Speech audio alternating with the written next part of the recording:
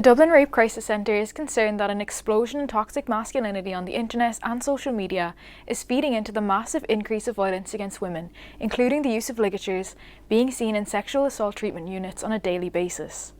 As it releases its 2024 annual report today, the leading charity has said calls to its helpline jumped 22% to 22,700 last year, crossing the number of 20,000 for the first time. There was a corresponding increase of 28% in clients seeking therapy following rape or sexual violence, with the figure reaching 637 last year.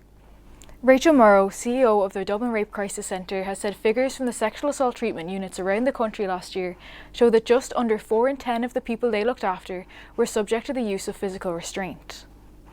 7% were restrained by the throat, and weapons were used in a further 7% of cases.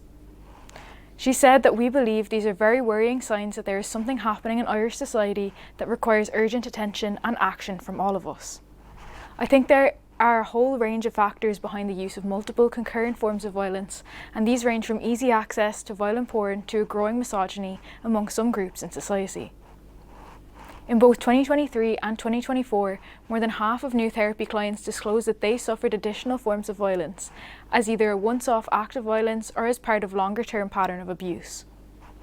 However, because we supported more people last year, we saw a big jump in the number of our clients for whom this is a lived reality, from 146 in 2023 and to 200 last year, which is a year-on-year growth of 37%, she added.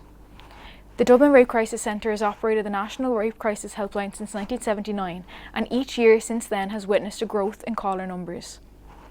Most callers to the National Rape Crisis Helpline are seeking support for an adult rape at 37%, with the next most frequent incident being child sex abuse, followed by sexual assault on an adult, and 5 clients said they had become pregnant as a result of rape. The year was also marked by high-profile legal cases, and the DRCC say these are reflected in caller numbers to the National Helpline, and there are spikes in contacts when survivors of sexual assault speak out.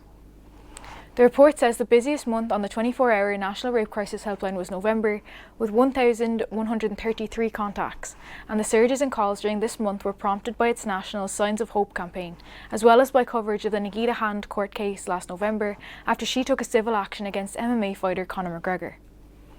The freephone 24-hour National Rape Crisis Helpline 1-800-77-8888 offers free and confidential listening and support to adult victims and survivors of sexual violence.